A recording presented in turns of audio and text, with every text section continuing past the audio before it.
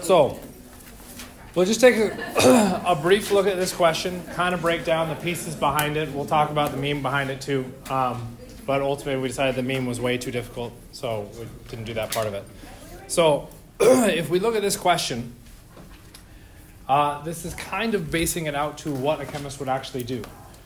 We have an unknown concentration of an acid solution, and we want to know what the concentration is. Right? The problem with that is that we have to come up with some way to determine the amount of those species that are present. Right? So to do that, we can set up this kind of experiment where it's a titration. Okay? You might be going like, well, that looks like an awful lot of work. It is. It is also the exact same amount of work that you'll be doing on a lab in 2 weeks. So this question is effectively one of your lab questions. Right? So that is why we kind of bring it up. If we kind of dig through the meme here behind this, don't stress about this part of the assignment, but the idea was that we would break you up into teams no more than 4, and you could get 5 points extra credit for setting this up. Right? You'd be like, well, that's not that bad. Except I don't want you to actually solve it. I want you to give me a process for how you would solve this. Okay? That process, you would then pass to somebody, another group in the class. That group would then have to follow that process and only that process to be able to get the answer. If they followed that process appropriately, then you would get the points. Okay? Turns out that a lot of people have a hard time coming up with that process. And typically what ends up happening is students just go through and say, well, you put this over this, and then this over this, and then this over this. That's not a process. That's saying, solve this. Okay? So what would our process be?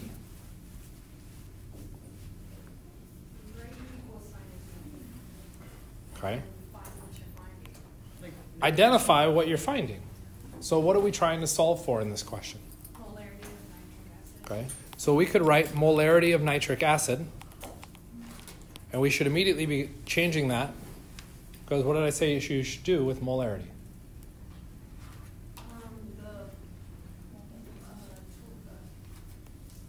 So at least one person is focused on my questions. It's actually It's the moles of the substance over the liters of the substance. So whenever you see molarity, you should immediately be writing the moles of your substance over the liters of your solution. Right out of the gate. Right? The next part would then be, well, what are you given? Okay? That text can be kind of difficult to piece our way through. So one of the things that is common for people to go through and do is to write down the given information somewhere in your solve. So we could piece together, what information do you see is given? 745 milliliters of acid. Which is really just a fancy way of saying the acid solution. Do I need the volume of the acid solution to solve this? Yeah, if we look at our answer, liters of solution, yeah. So that's a pretty useful piece of information. What else is given? The molarity of the barium hydroxide, which is really just saying moles of barium hydroxide per liters of solution. What is it saying the molarity is? 0.200 moles of barium hydroxide per liter of solution. Right. Is there any other given information?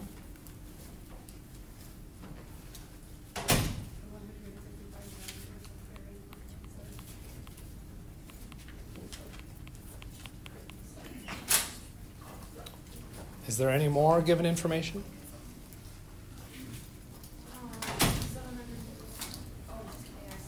745, yeah. What's the equivalence point making reference to? That equivalence point is actually giving us a really useful bit of information. That's actually saying I'm now allowed to convert one substance to another substance. Where do we find a conversion factor to convert substances to substances? A balanced chemical equation. What that is actually stating is that if I take nitric acid and I react it with barium hydroxide, because it's saying the equivalence point, I now know that I can use this chemical equation. If I'm not at the equivalence point, this chemical equation isn't valid because they don't cancel each other out. Okay? So I could use a chemical equation where those two things react with each other. Okay, so we're told nitric acid and barium hydroxide. So number one, did I tell you HNO3? Does it say HNO3 anywhere in the question? No. So to answer this question, what would you need to know? Nitric acid. You would have to know nitric acid is HNO3. And we would know that because nomenclature from Unit 2. We would know barium hydroxide is Ba for barium and hydroxide is OH from nomenclature from Unit 2. We would know we need 2 hydroxides to balance out the barium because the charges. And we know those charges because you could memorize them or you're using your periodic table for your barium. Okay? We would know how to balance this equation because to balance the equation, we would have to be able to predict said products. And we would be able to predict those products because we recognize that this equation is double replacement is a fair answer, though officially not correct. It's a neutralization, okay, is the better answer because you're using an acid and water. So we could go through to predict those products. We would get H with the OH. We would get the barium with the nitrate. Hydrogen's a +1, hydroxide's a -1, so HOH is correct. Barium's a +2, nitrate's a -1, so that formula is not correct. I need 2 nitrates. Okay. Now I could go through to balance the whole equation. I need 2 nitric acids, 1 barium hydroxide to produce 2 waters and 1 barium nitrate. Okay. This equation now gives me a really useful bit of information. What were we solving for? Molarity. The molarity of nitric acid.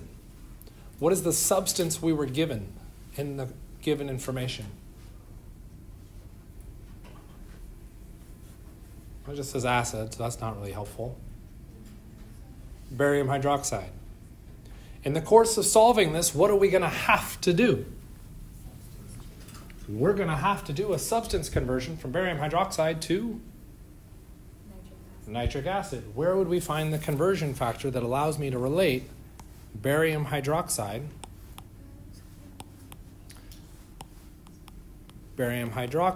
into nitric acid? That would come from the balanced chemical equation. Balanced chemical equations use what measurement unit? Moles. Moles. What are the numbers associated with those? Coefficients directly in front of those. We now have all of the information that we could go through to solve this question. Yes? Yes. Since Kyle agreed with me, the rest of you can solve it. And Kyle can just wait till you guys figured out the answer. Set up the work. We've got all of the given information. Put it together. So there's a couple places that we could different routes that we could go through and solve this. When we go through and solve this, I like solving it or would suggest solving it as one big equation. So it's not different than any of our other systems. Okay?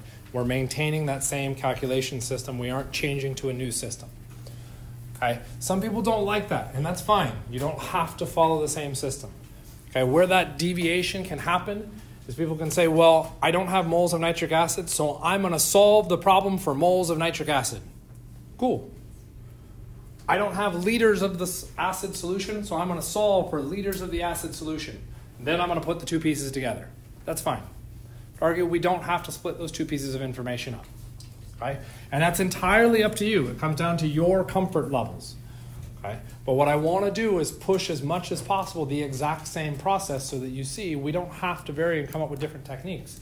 We got the exact same process. Okay? So 2 different ways that we can approach this even within that same process. there's two things we have to solve for.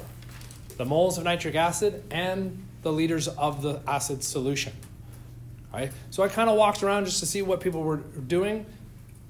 I really only looked at like most of this half and then like two people on the other half, so it's not a fair comparison. But most people on this half of the classroom went through and said, well, I want moles of nitric acid. I said, well, that's excellent. Where do you want the moles of nitric acid to appear? In the numerator.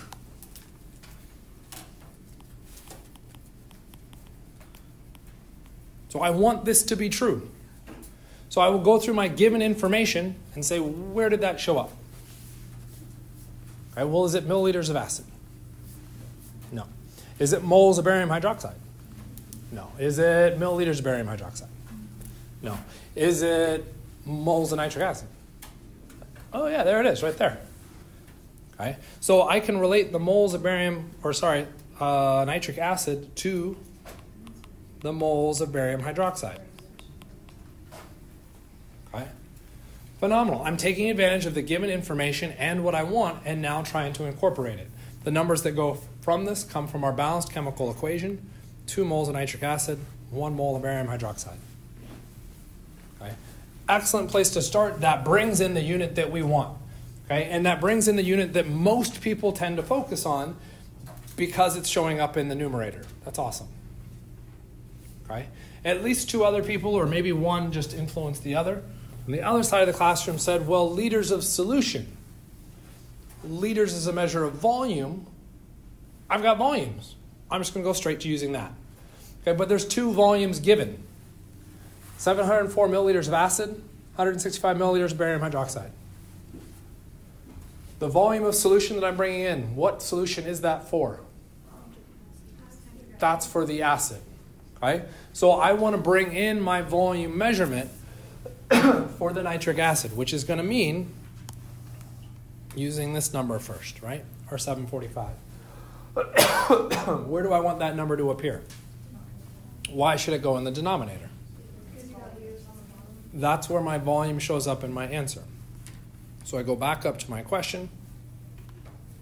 I'm going to put 745 milliliters of the acid solution in the numerator. That's the denominator. Okay? What's going to show up in the numerator? 1. Okay? And as they astutely pointed out, I want liters in the answer, not milliliters. So what did they do? Convert from milliliters into liters. Milli means 10 to the negative 3. 1 milli, 10 to the negative 3. Cool. We would now have liters of the acid solution.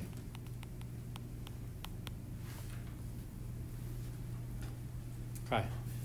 Have either of these solved the entire question yet? No. Okay, so which one does the class favor? The mole one, okay. So we take a look at the mole one. I've got moles of nitric acid, exactly what I want. Do I want moles of barium hydroxide? So what needs to happen? I need to cancel that out.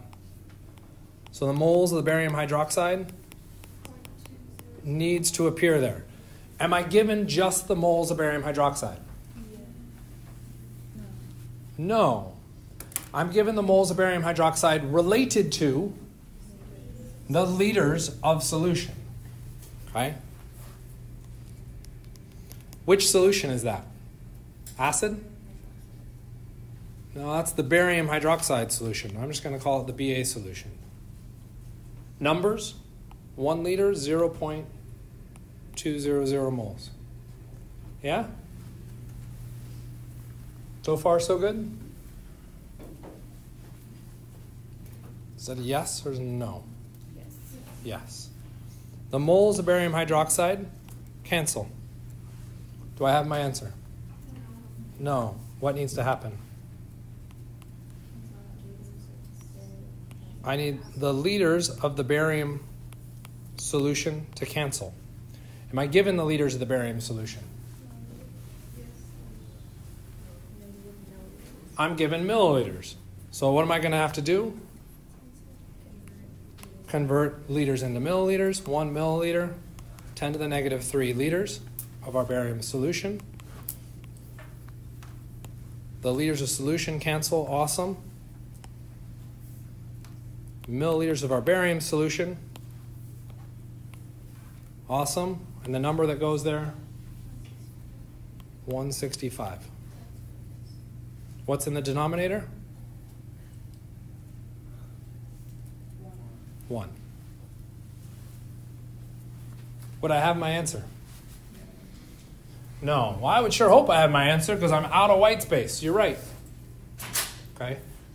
That becomes challenging. We haven't solved this. What is missing from our final calculation here? I want the liters of the solution. Has that shown up in my calculation yet? No, I need the liters of the acid solution. Undo. Okay.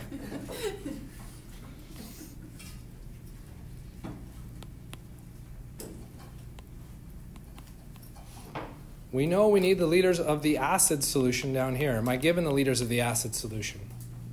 No, what am I given? Milliliters. So I'm going to have to convert milliliters into liters. 10 to the minus 3, 1. Where'd it go? 745 milliliters of that acid solution, yeah? What happens to the units? The milliliters cancel, and I would now have moles over liters. Have I solved the question?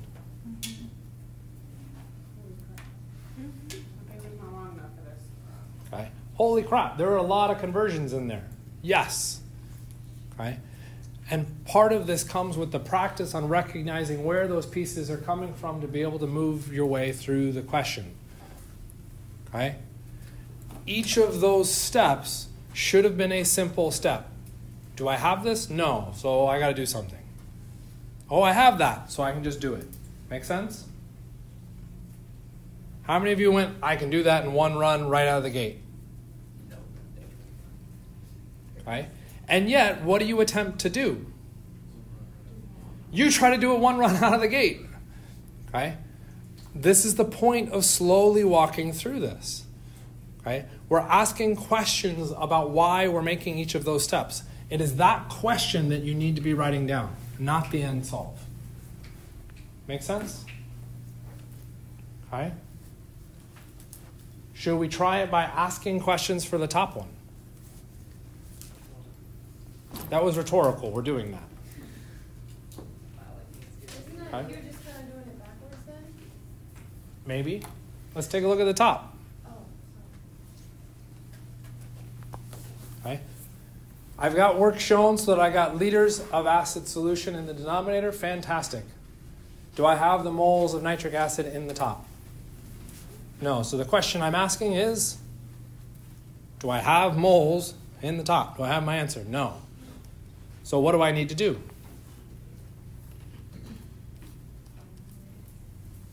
I need to place moles in the top. So it's what do I need? I need moles of nitric acid. What's the next question? God, your knuckles.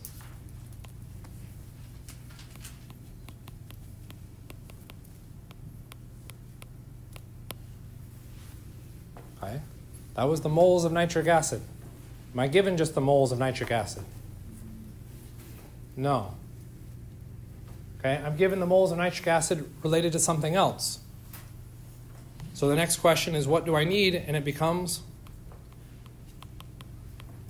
what do I have? Okay. What's the next question? Okay. For those of you trying to follow along that calculation, what did I need? Moles of nitric acid. What do I have? Moles of the barium hydroxide. That was 2 and 1. What's the next question? How do you get rid of the moles of barium hydroxide? Okay.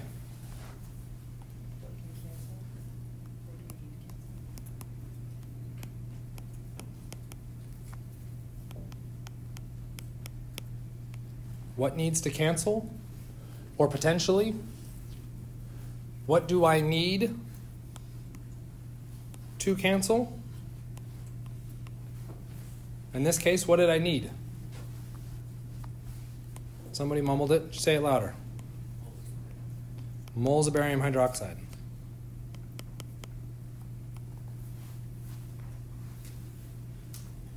Do I have the moles of barium hydroxide?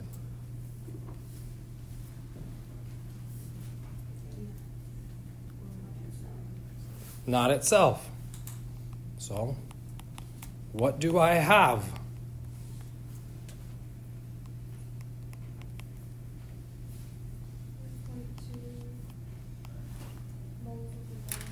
What happens?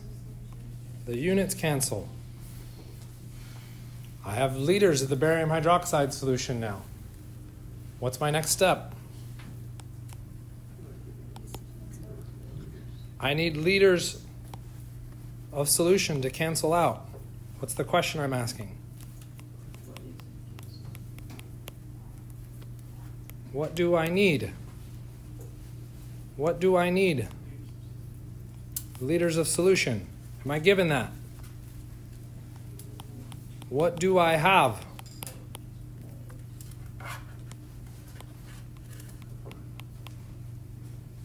What is our conversion factor? 10 to the minus 3, 1. What do I need?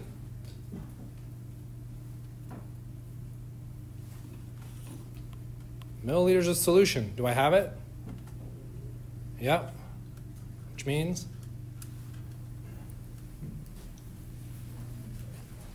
it cancels, and I would be done. We're doing the exact same calculations. Notice if we look back to what was the process, what does that process seem to suggest? What are the questions you should be asking every single time? What do I need? What do I have? What do I need? Food, I'm hungry. What do I have? 5 cents. Damn it. I get a job. Or you get ramen. I have money. Now I can fix what I needed. Right? We're constantly cycling through those two questions again and again and again. Right? Going back to the given information. This works if we have lots of given information. Right? Was it obvious that we were given that chemical equation? No. Right? So there's lots of information that is embedded in a question that you have to be able to needle and tease out. Some of that can be teased out by looking at what do I need and what do I have, and you would find at some point that you would need a conversion between the moles of barium hydroxide and the moles of nitric acid. Okay, which would be converting a substance. And where do we convert substances? From a chemical equation. So the instant we discover that we need to convert substances, we can immediately provide that chemical equation. Okay? This is partly why we need to look at those units. Stressful question? Yeah, don't worry, I'll only ask it 4 times on the exam. I'm kind of kidding. You might see it once. Okay? So ultimately, what are we doing? Okay? It's going back to dimensional analysis. It's how do we serve? What is our desired measurement and substance? What is our given measurement and substance? Okay? What do I want? What do I need? What am I given? Do they not match? What do I need? Okay? What do I have? Did that make it match? I don't know. What do I need? What am I given? And slowly piecing your way through it. Right? That takes time and practice. That's why we've been pushing this and why we'll continue to push this. Okay? So, in our conversion factors, big pieces to remember, units have 2 pieces, a measurement and a substance. The instant you start sacrificing the substance is the instant you start making mistakes. Okay? So make sure your units are written out. Yes, that takes up more space on your paper, and you may need multiple lines to solve something. It sucks. I got nothing better for you. Okay? Come up with a shorthand. Okay? But you need to specify that information. Okay? The next part is you need to be able to find conversion factors for the chemistry. Some of this is in the textbook while you're doing homework or practice. When it comes to the exam, you can't use the textbook. So where could you find those conversion factors? Okay? Front of the exam. Where else? Does the periodic table tell you a conversion factor? No. What does the periodic table tell you? It gives you a number. Where's the conversion factor coming from? Your knowledge of the units associated with those. So your brain has to be used to interpret the periodic table. If you don't use it, you can't figure it out. Okay? Both brain and periodic table. You have to have that initial investment. Okay? Where do we find a conversion between substances? A balanced chemical equation. Right? So when we're talking about solving a question, we've got a potential kind of number line, if you will. We could start with the atoms or molecules. We could convert that into AMUs. We can use that using a periodic table. Okay? We can go AMUs to grams. That means an AMU to gram conversion. Okay? Do we use that one very often? No, why not? Why do we use moles most of the time? Easier classification of a large number. 10 to the negative 24th grams. How many of you can measure that? There might be one person on the planet on the planet that can measure that.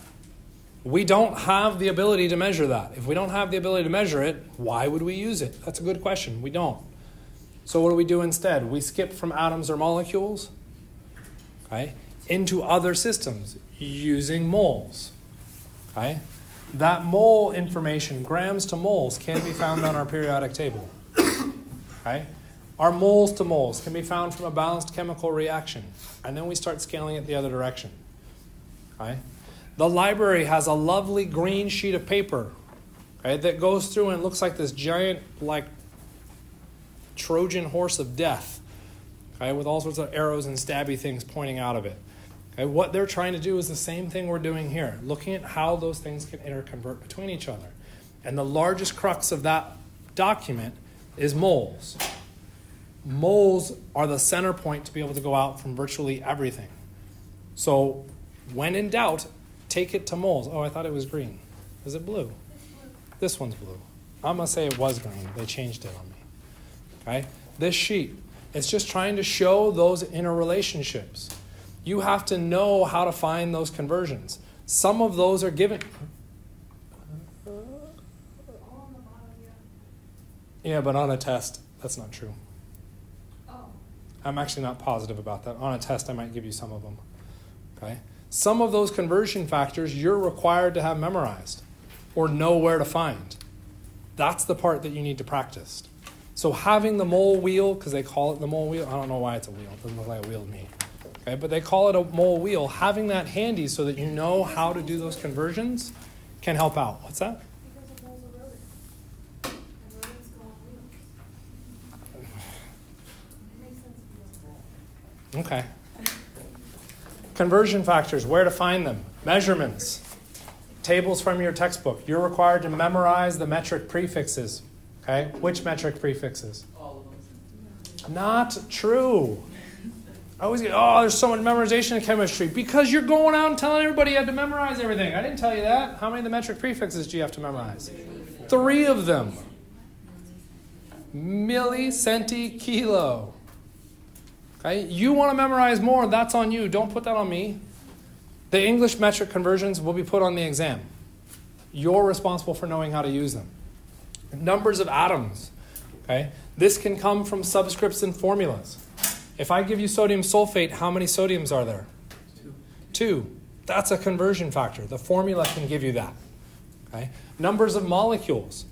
Coefficients from a balanced chemical equation allows you to convert substances. Okay? The number of moles. Moles can be used just like atoms and numbers of molecules. Okay? So we can find that from formulas and equations. It can also come from the definition of a mole. Okay? Atomic and molar mass. Grams per atom, or sorry, that should not say grams, that should say AMUs per atom, which is a dumb unit, and grams per mole. Okay? Those are conversion factors you have to have at the tip of your tongue every time you see a question that you think is a conversion. Or. Don't you like ors? At least in that case. What's the or? It's not a good or. Failed the class. I wouldn't go that far, except that you're going to get the question wrong. Skip the question on the exam. Move to a different question, get the other questions answered correctly first. Okay? When we're talking about conversions, they do make up a significant portion. You're looking at 20 to 30%. You get everything else right, that's still a passing grade. Okay? So focus where you can think you can get out of it. Almost everybody in this class will need conversions at some point in their life. You should learn how to do conversions this way. Okay? So, because we're now happy with conversions, we can go ahead and stop thinking about conversions and move to gases. So, general properties of gases, which we've already seen and talked about. Variable shape and volume. They expand and compress uniformly. Low density, and mix uniformly with each other. Okay? All of those are pretty standard. The one that's kind of new and different is that gases can exert a force on a container that holds them. Okay? That force we might refer to as pressure. Okay? So we're going to bring in a new unit to represent that force. We have a new measurement that we can now take. How hard is something pushing against an object? Okay? That is now our force. Okay? The kind of new piece to this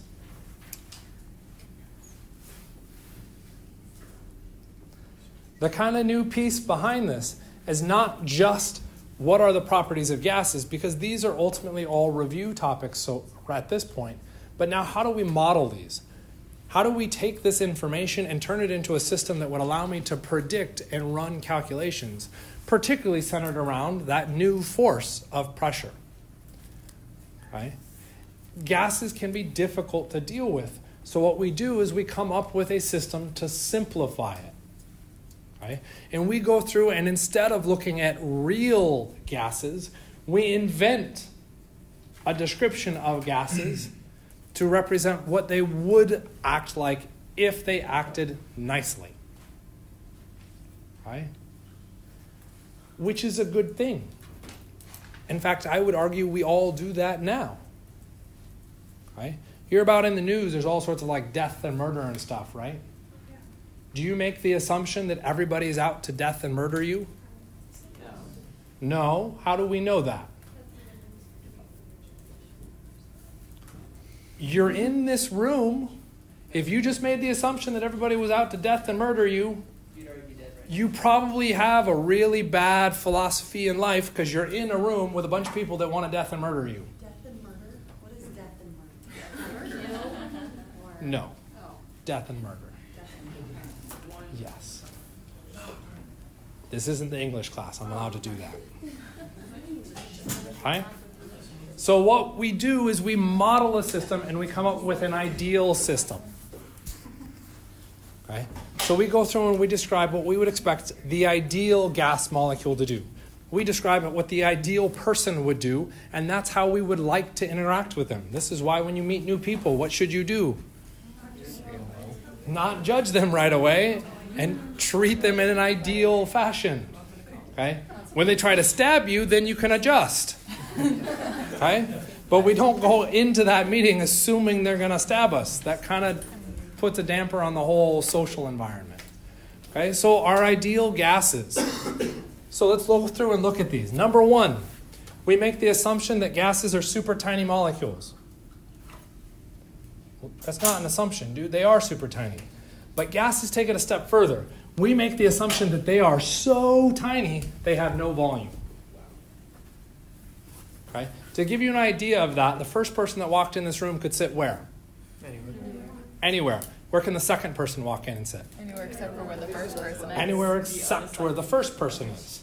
Okay, because they're taking up a volume. So by putting people into this room, what happened to the size of the room? Got smaller. It got smaller. Okay? For gases, not the case. I can throw as many particles into the room and it doesn't change the volume of the container. The volume stays constant. Okay? That sounds a little bit weird, but then again, we're used to dealing with things at a very large scale. Okay? If we put one person on the planet, where can the next person go? Anywhere except. We might make the argument anywhere except where that person is. But what's the volume being taken up by that one person? Barely anything. Barely anything in comparison to the entire planet. That's the same argument that we're making with gases. Okay? By the time we put the second person in, the first person has already moved, so it could go to the exact same position. Okay? So we make the assumption that gases do not have volume. This does become an important assumption for our calculations. So what if there's like a ton of tiny molecules? So what happens? Could we push our gas behavior to be non-ideal? What if I put so many gas particles in that this no volume option is no longer valid? They become unstable. It changes our modeling of the system, okay? And our system falls apart. Right? The description we would use to describe it no longer holds true. Okay? Kind of like if I was trying to describe a gas and I shoved so many particles into the same space that they were all right next to each other. Would I have a gas anymore? No. What would I have? Solid. A solid or a liquid. Of course, my description of the gas is no longer going to work. I don't have a gas. I'm in a different phase. Okay? So we're trying to push these to the extreme. Here, in this case, we're pushing them to make sure they're as much gas-like as possible. Okay? The next one, they move in random directions. Okay? Straight lines, we don't get any weird curves or hooks. They just go straight until they hit something and they bounce. Okay?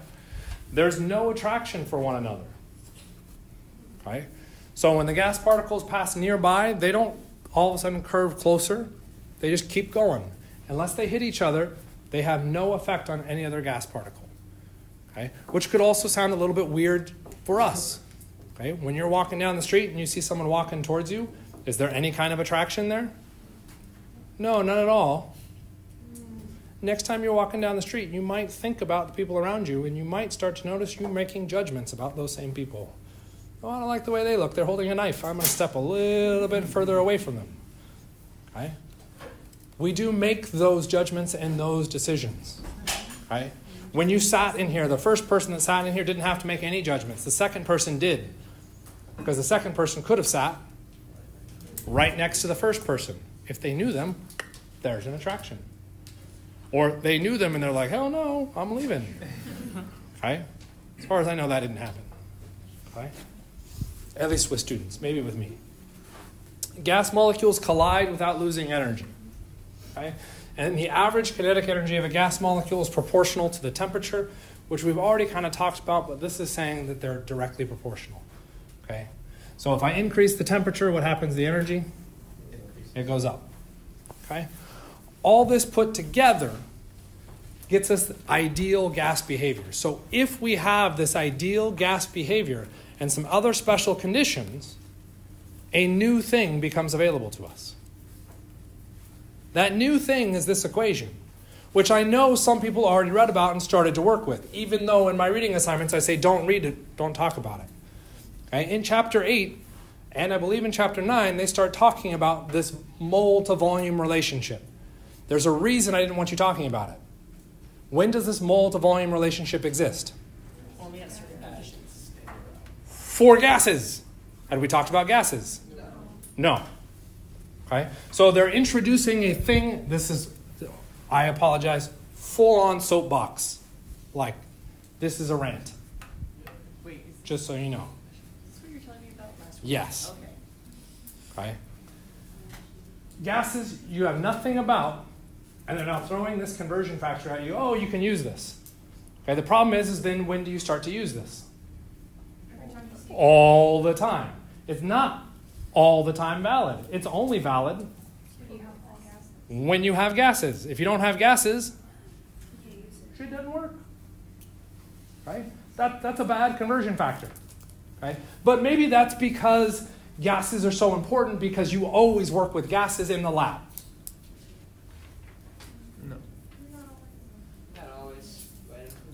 So some people are actually going, not always. We actually Check yourself. You never worked with gases in the lab.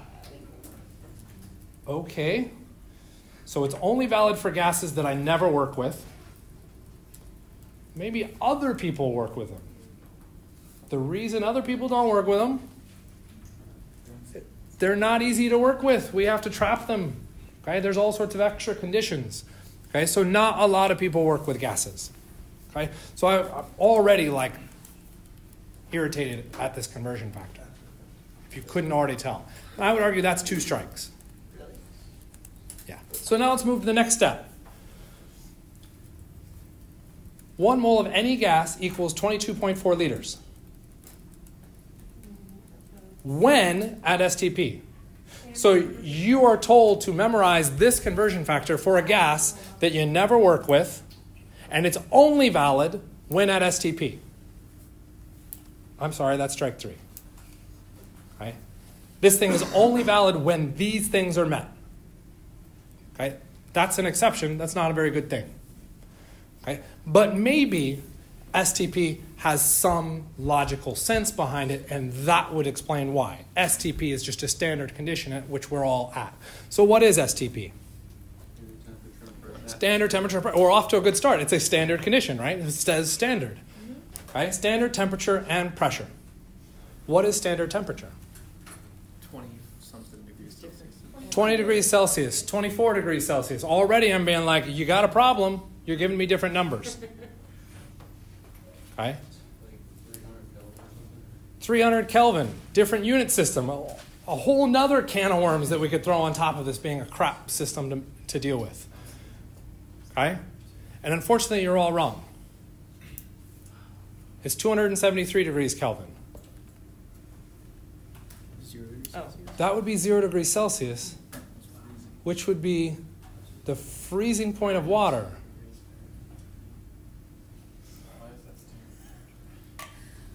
So standard temperature is the freezing point.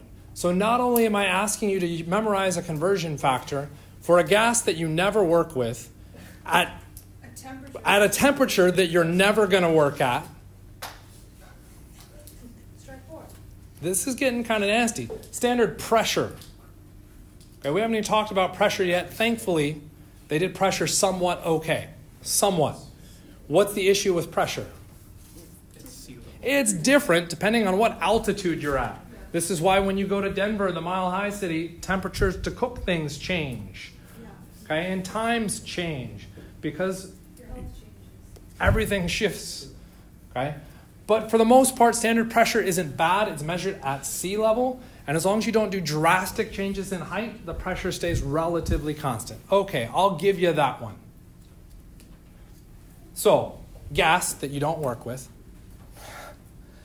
at a temperature that you don't exist at, okay, at a pressure that's very questionably variable. There couldn't be anything else wrong with this. What was the S again? Standard.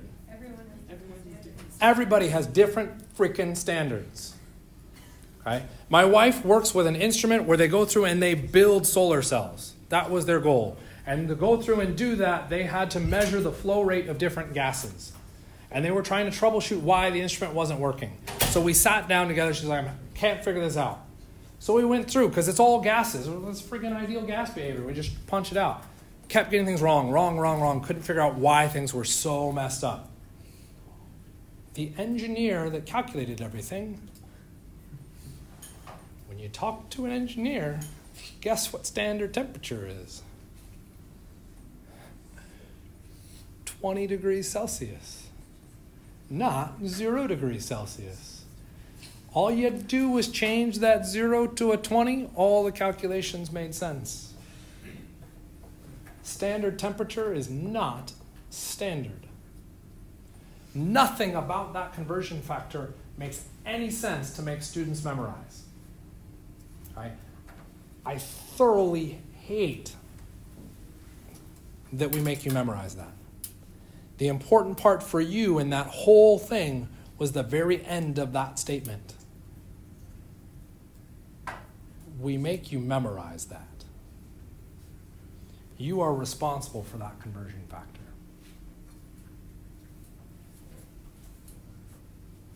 Ta-da!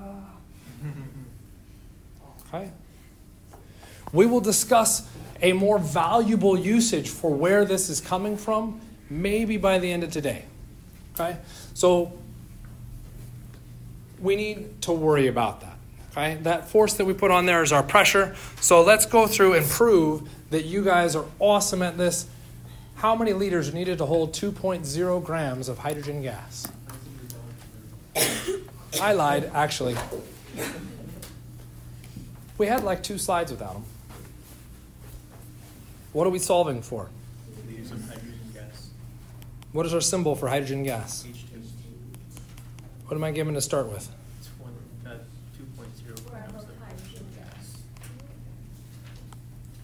You're converting grams to liters. Grams to liters. So we're doing a measurement conversion. So just like we did with the previous ones, okay, what do I need? You need liters of hydrogen. I need liters of hydrogen gas. What do I have?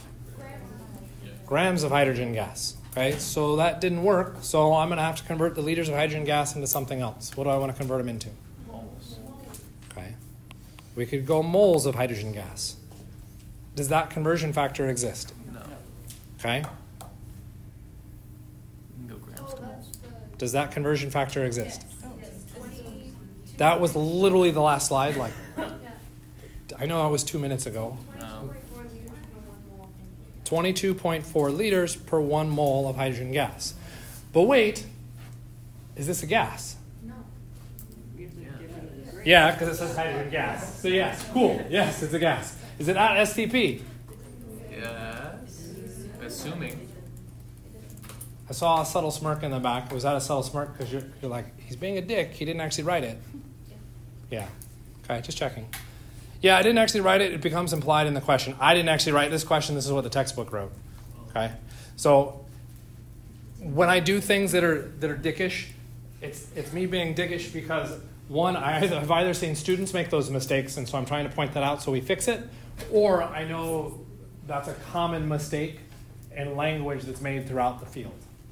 Okay? So in this case, this mistake that popped up, they didn't specify that it was STP. They should have. Okay? Because that conversion factor isn't valid if it's not at STP. Okay? So if we make the assumption that it's at STP, that conversion factor is now valid. 22.4 liters is 1 mole. So fantastic. We said, what did we want? We wanted liters.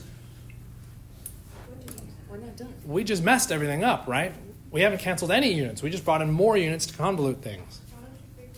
Okay? So what do I need? I need grams to cancel. What else do I need? Moles. Moles to cancel. Where does that conversion factor come from? Periodic table. That's the molar mass from the periodic table. So we'd go to the periodic table for hydrogen, 2.02, because you all are good at sig figs, and I may not be. Okay? And there we go. It's the molar mass. The number is our mass, 2.02 grams, 1 mole. What happens with our units? A glorious canceling, and we'd be left with liters of hydrogen gas. Now all we got to do is punch it into the calculator. We've done. Our answer comes out to roughly 22.4 liters. Okay? Because 2 versus 2, right? Okay. Roughly. I said roughly. For those of you staring at me, I don't have a calculator. Now, if you switch those two, would that be valid? Can you switch the order? Absolutely. Remember, this is multiplication and division. The order left to right does not matter. That's going to come from your personal view on what you see help you solve the question. Okay? The vertical numerator denominator, that does not change. Okay? Regardless of the process that we go through and use, the numerator denominator, that order is always going to be constant because that's how the units cancel to get us to that final place. Make sense?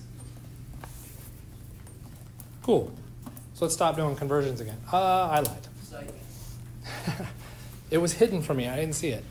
How many liters of hydrogen are produced from the reaction of 0.165 grams of aluminum metal with dilute hydrogen or hydrochloric acid? Okay, we'll work on this one together, unless you guys want to do it by yourself. Okay, just checking. What are we solving for? Liters of hydrogen. What are we given? Before anybody says 2 grams of hydrogen gas. Grams of aluminum metal. Okay, we're given grams of aluminum metal. So grams aluminum. 6.5. Yeah? What do we have to do?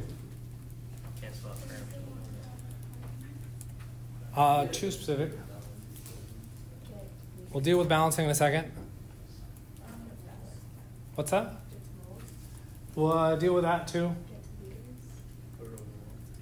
Okay, I know. Let's take a step back. Let me try and tell you what I was fishing for. You all tossed out great answers, by the way. Okay, I would argue, is grams the same as liters? No. So what do you have to do? Convert from grams. Measurement conversion. A measurement conversion has to happen. Is aluminum the same as hydrogen? No. So You need substance conversion. Okay, both of those things are going to have to happen. Okay, which one should take priority? Well, this is a chemistry class. We care more about substances than we do about the menial measurement units. It's a bit of an overstatement, but far enough. Okay, which means I want to be able to convert the substance. How do I convert the substance? From the chemical equation. So I could go through and say I want to get rid of aluminum and I want hydrogen. Because I'm using the chemical equation, I know the unit, the measurement unit that I have to use will be moles. moles. And why don't you balance it out first? Okay. So, Way to just be right. That conversion factor now from the substances, I can go to the chemical equation. One of the things that is all too common is you start to get happy about, oh, I totally know how to do this. So it's 1 and 1 because there's a 1 there and there's a 1 there. Yes, there are 1s there. But the equation isn't balanced, so those 1s are not valid. So we would have to go through and balance that, and if we did that appropriately, 2623. Right? I don't know, I was just writing numbers down, and then I was going to look at it. Yeah, good job. Damn. Okay. Now that our equation is balanced, now we can pull those numbers out of the equation. What number shows up in front of hydrogen? 3. What number shows up in front of aluminum? 2. 2. Okay. This allows me to convert the substance. Do I get to cancel any units yet? No, because none of the complete units are actually there. I have grams and moles, right? So what do I want to do? Okay. Cancel moles of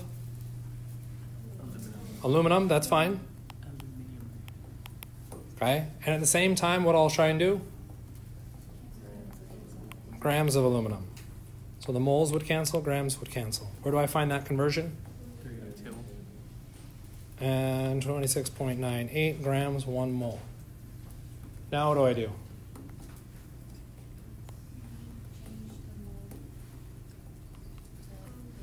What do I want? I want liters of hydrogen. I need to get rid of moles of hydrogen.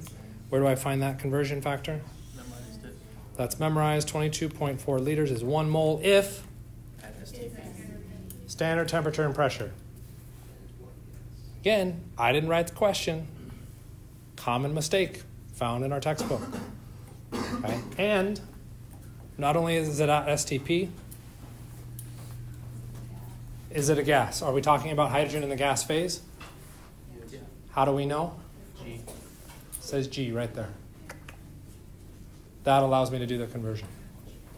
Okay, 2 questions. You guys are both simultaneous. We'll go front and back. How would you solve it if it wasn't an STP? We don't know how to solve it if it's not at STP yet. So on an exam, would the question say it was at STP?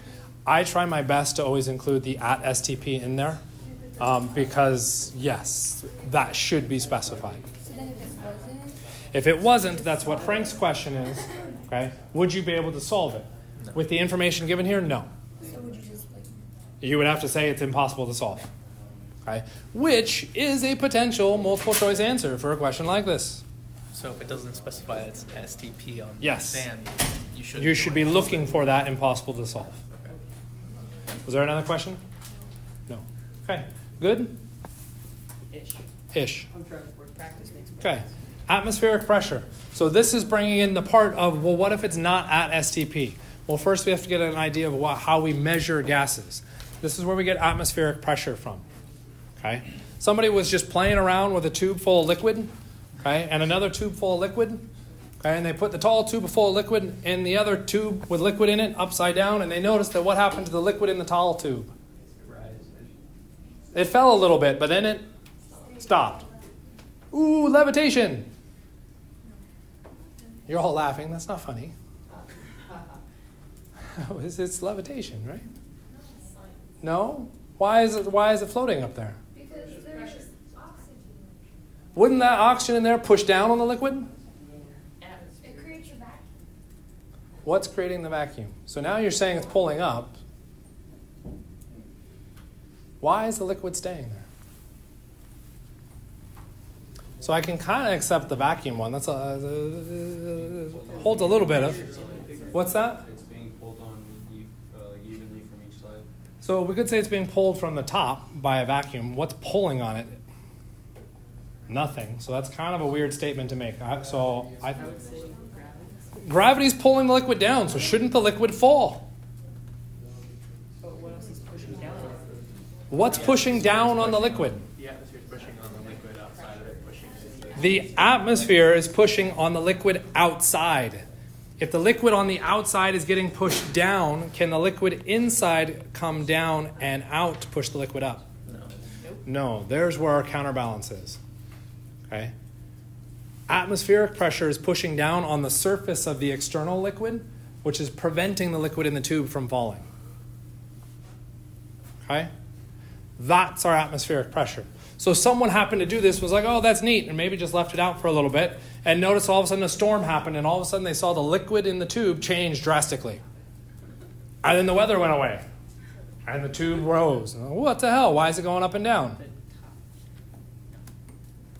The pressure's changing. Atmospheric pressure is changing. This is how we predict storms. Okay? What we've got is effectively here a barometer that gauges pressure.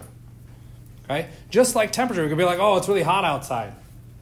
Okay? When we say it's really hot outside, and we talk to someone in Canada, they're like, oh, so it's like 70 degrees. And we're like, no, it's not 70 degrees. Okay? It's 120. They're like, whoa, that's not hot. That's like melting my face off. How do you exist? Everybody's relative value for those hots isn't very good. So what do we invent? A unit system like Fahrenheit or Celsius so that we can now share that data with other people to say, oh, this is what hot is for us. Okay? The same thing happens with pressure. Someone went through and then went, well, I'm going to put a bunch of markings on the side of this. Okay? And I'm going to measure those markings by millimeters or centimeters or inches. Guess what we have? 3 different unit systems for measuring pressure. Guess what you would do? Oh, you get to convert. Yay! Okay. Typically, when we look at these pressure systems, we don't use liquids like water. We would use mercury. Why was water a bad idea? It could freeze. It's not a bad idea. So why does it have to be a liquid metal? If I just leave the water dish out, what happens to the water? It evaporates.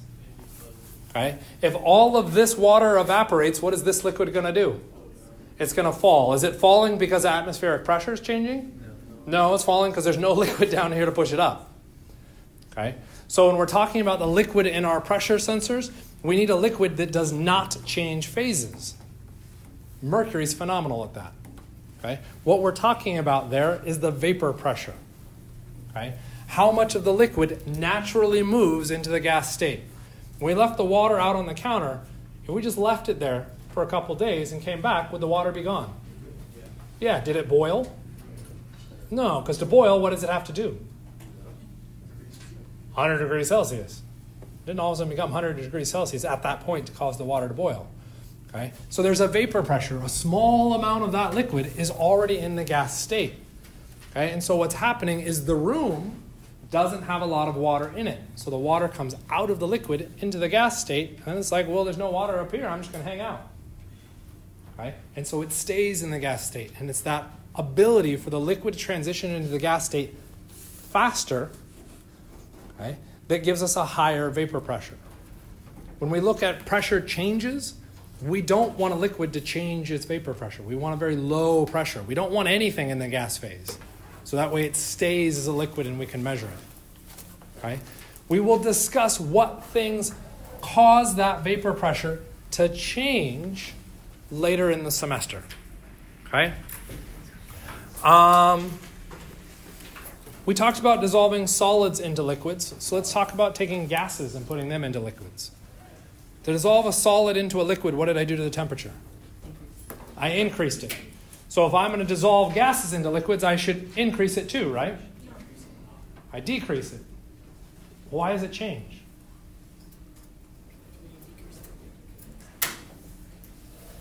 When I dissolve a solid into the liquid, what is happening to the solid? It's going from a solid phase to a liquid phase. How do I transition from a solid to a liquid? Heat. When I dissolve a gas into a liquid, I'm taking a gas and turning it into a liquid. What happens with temperature to go from gas to liquid? What do I have to do? I have to cool it down. It's not an opposite transition. You just have to think about what's happening as the bulk phase systems are transitioning to that liquid system. Because the liquid's the dead middle, that's where we're seeing increase and decrease of temperatures. Okay? I do just kind of want to get this. There's a bunch of different measurements for pressure. Notice in big bold letters, red, 1 atm. Why? That's standard atmospheric pressure. Cool, it's 1 atm. Why do we pick atm as a measurement unit? Because it becomes 1. Why did we not pick inches of mercury? Because it's 29.9. How many of you want to memorize 1 or 29.9? 1. Cool, there we go. Okay. Here's all of our conversions. To go from 1 atmosphere to inches mercury, it's 29.9 inches of mercury is 1 atmosphere. So you could be responsible now for a multitude of more conversions. How many of you want to do that? How many of you don't want to do that? Cool. The don'ts have it. We won't worry about metric or English units of pressure conversions. All I want you to do is recognize what pressure is. It's the force on your external container. Okay? So don't stress about those. You don't need to do those conversions in the textbook. If you want conversion practice, go ahead and do it. But that's it. We'll pick up there.